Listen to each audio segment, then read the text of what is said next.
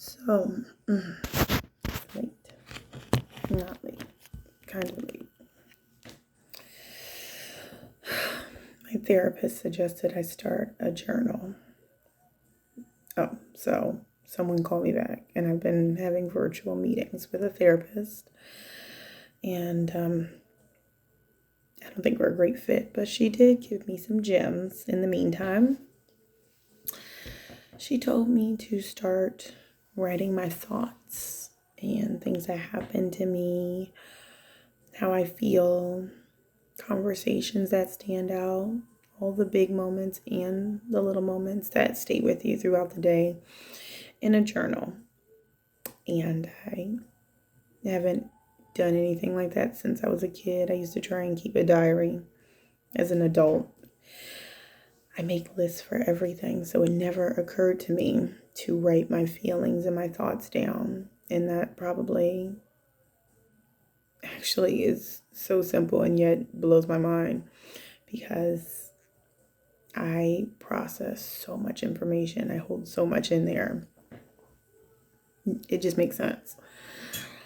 But whilst doing all of that, I'm in my robe, I'm working, and I'm tired. Just threw a robe on over my street clothes. But while doing that, at least in the headspace I'm in now, or maybe I've always been in that, but I'm just more aware of it.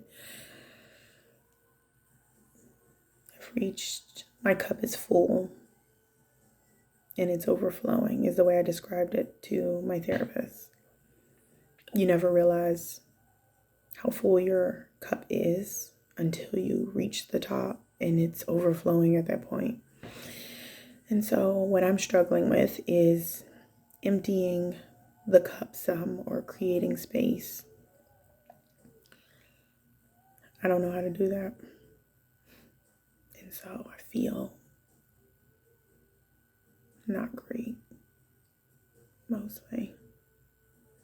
Not all the time, but I'm more aware of it. I used to shake it off, I guess. But it's interesting, the things you write down, or the things that happen to you in any given day. Without me having a notebook, I probably wouldn't have noticed as much. You take so many hits. You walk out the house and you have this armor on, or at least I do. And I didn't realize how many hits I take until I started writing them down in my journal.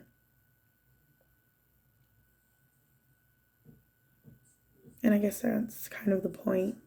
I'm supposed to be able to self-reflect. I'm supposed to be able to ask questions. I'm trying to figure out what's healthy for me and what's not.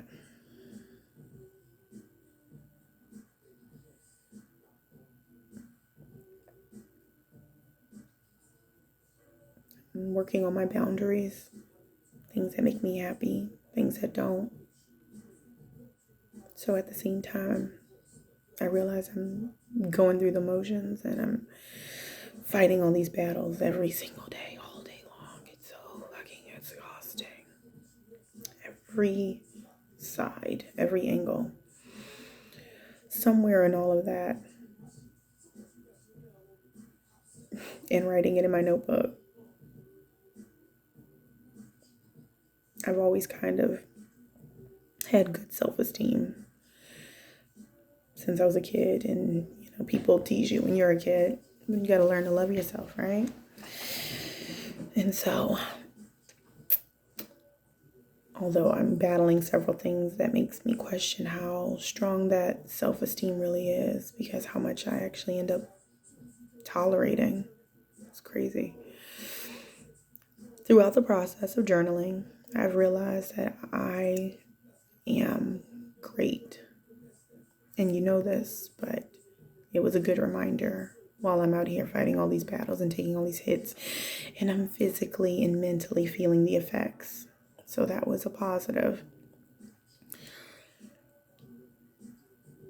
You don't realize people around you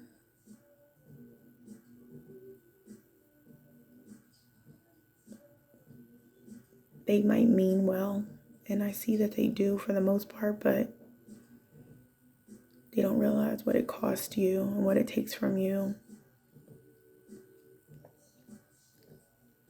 And I have to make sure I'm okay, is the point. The journey I am on. All around. This is very interesting. I've reached this point in my life.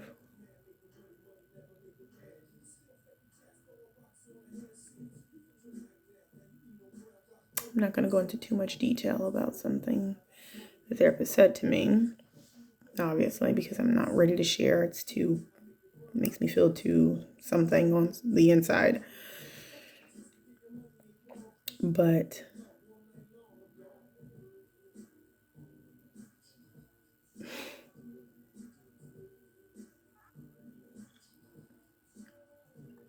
maybe the pandemic has made us all realize a lot of things too. Too much time to think.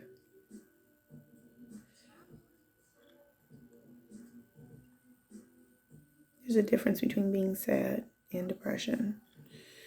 And there's a difference between things to make you happy, which you should be doing anyway, and also using those as a tool to not have to deal with the things that are actually making you sad. And so I'm self-reflecting on that and the intention I have behind little things that I do to try and be happy.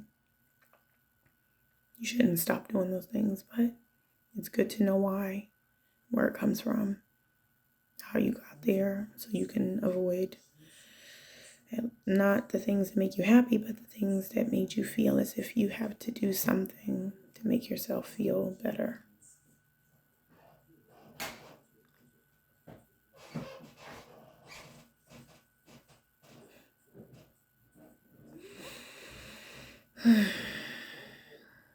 This is already a long video, and I want to go to sleep. I'm so tired. I've been up since 6 something. I have so many jobs. I've got to get this work done. Then I'll wash my face. Now I'll go to sleep. And tomorrow morning, I'm going to have some alone time because it makes me happy. And she said I should work on my self-care or keep that going. It's important. Small things for you. Look at that. Wisdom comes from experience, and I am trying to gain experience to be wise.